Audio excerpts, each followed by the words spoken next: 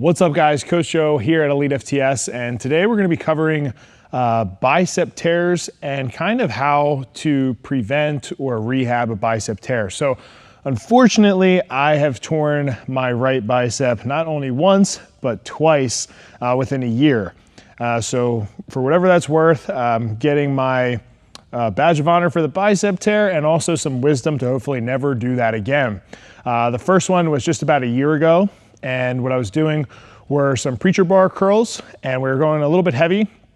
And honestly, I had more reps in the tank for whatever the reason was. Went to curl, felt a pop, and then right away put the bar down, and I knew that I had torn my bicep. So that ended up being a complete full distal bicep tear, and I needed surgery to cover from that. Now fast forward to just about a month and a half, 2 months ago, I was at a strongman competition. I was doing my last event, literally the last rep, and it was an Atlas stone lift, and I was lifting that stone over the bar, and then I had felt a pop, and knew right away that something had happened. Unfortunately, it was kind of like the last thing I wanted to really figure out that had happened, but it was another bicep tear, and that one ended up being a proximal bicep tear. So the first one was down here, distal. Second one was up here for a proximal.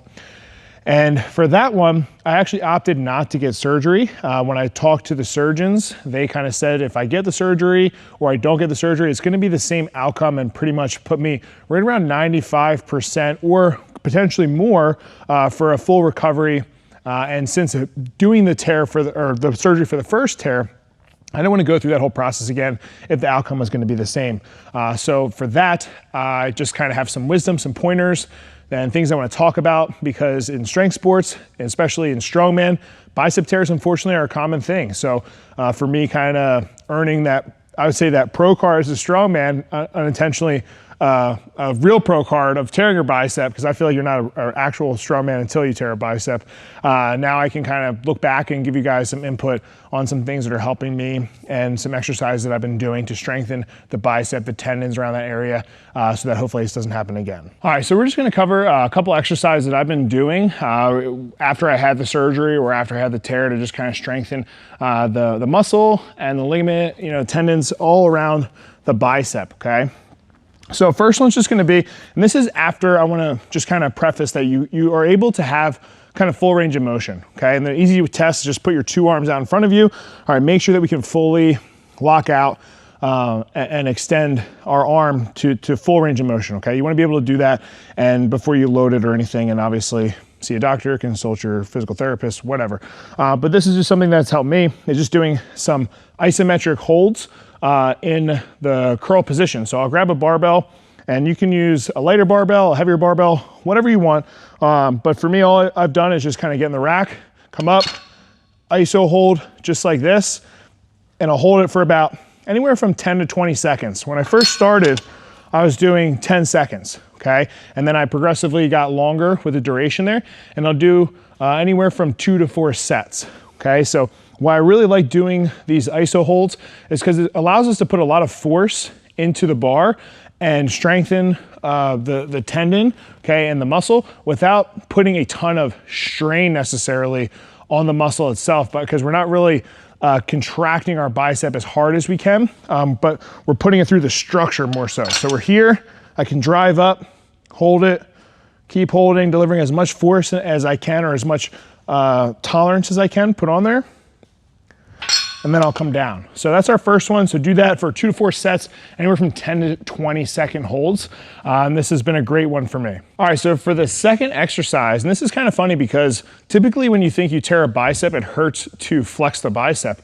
When really the pain I was feeling was when I would do pronation and supination, which is just going in this motion, flipping over back and forth with the wrist, okay? So we're pronation and then we're supination. We like to think of that as like holding a bowl of soup or something, exactly. That's where there was a lot of pain. So as I was recovering, what I wanted to do is strengthen those muscles that help with pronation and supination. So all I would do is get a light dumbbell, stick my hand out just like this, and I'd work on going back and forth in this range of motion, just like so.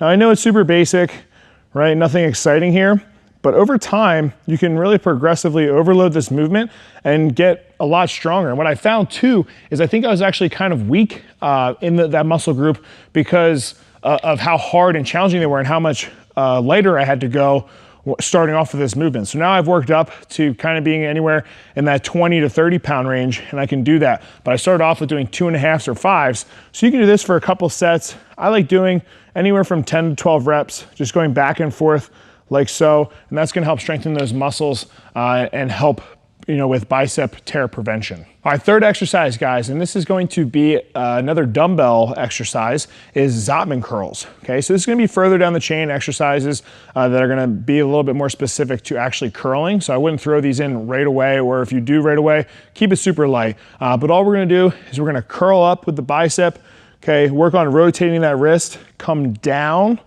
to the bottom, and then rotate back up. Okay, so we're getting kind of that combination of the pronation and supination now, as well as a bicep curl involved. And I just find this works all the different ligaments, tendons, muscles involved with curling, bicep health, etc. So throw these in. Same thing here. You guys can do these for anywhere from 10 to 12 reps, 2 to 4 sets, and just kind of get after it. And you'll really feel like you're working your forearms, your bicep, as well as those pronation and supination muscles. All right, fourth exercise that we have is gonna be some sort of wrist roll, or if you have a wrist rolling piece of equipment like this thing right here, go for it. This thing is awesome. We actually just found it here in the gym. But basically, you're just gonna be here making this movement as if you're rolling like something with your hands or your wrists. And over time, okay, we're really working our grip, we're working our forearm, and we're working everything up kind of by the elbow as well. So we're strengthening all the tendons, ligaments, once again, that are involved with using our arm in general, and specifically more like the bicep, okay? So I think the stronger you can get those ligaments and tendons around the elbow and the forearm, the better off you're gonna be with overall bicep health. So that's gonna be my fourth one, is some sort of wrist roller. And you can also just put something on the collar of a barbell and you can crank it up, right, using a band or a plate or something like that. And then there's also just other wrist roller contraptions out there that you guys can use to just strengthen those muscles as well. All right, guys, last exercise that I've been doing just to kind of wrap this whole thing up is gonna be a banded curl. So basically we just have our band here, and there's two different ways you can do it. You can grab it kind of like a hammer curl position, and you can come up and down, okay, in this position just like so. And I like this because it gets harder on the way up, all right? So we kind of have that accommodating resistance, and it gets a little bit easier on the way down. So it kind of works you through different ranges of motion and allows a little bit different, let's say, just tolerance throughout that range of motion. So you can play with that and use that to your advantage when you're dealing with pain or you're healing or whatever helps you the best. The other way we can do it is just like a normal curl. Okay, so we're curling up, coming all the way down, allowing that full range of motion, squeeze all the way to the top, and coming back down like so. So from using all these exercises, okay, and staying within those rep ranges of anywhere from those 2 to 4 sets, that 10 to 12, maybe 10 to 15 rep range, just to allow a little bit more volume to help force blood flow to that area, is gonna help strengthen and heal your bicep, or even help prevent bicep tears or bicep tendinopathy, okay? I know a lot of you guys maybe haven't torn a bicep, but you do probably have some tendinopathy, so these are some exercises that can help you with that. Now, just something I wanna kind of put towards the end of this video, for me, when I looked back on everything that had happened, I think also one thing we want to consider is programming, okay? When you're doing stuff, making sure that you're introducing those lifts to your programming, so you're getting a lot of reps in, for example, with bicep curls or bicep exercises, or if you're doing stones, make sure before you go heavy on a stone, you're progressively overloading that movement and keeping it in your training. So for me, one thing I had noticed is that I wasn't training stones as much as I probably should have. So when I went to do that stone, there's some other variables at play there, but I think if I got more exposure to the implement, I probably would have been better off. Or if I was doing more of these exercises more frequently, it probably would have helped. So, if you guys are involved with strength sports and you guys are especially doing strongman, take your bicep strength and tendon strength, very seriously, because you don't want to be in my position where you guys have torn your bicep and then you have to go through the whole recovery process, and then you can't train and you can't compete and it's no fun. So that's just my advice. Hopefully it helped you guys. Hopefully you'll take some of these exercises, we'll throw it in.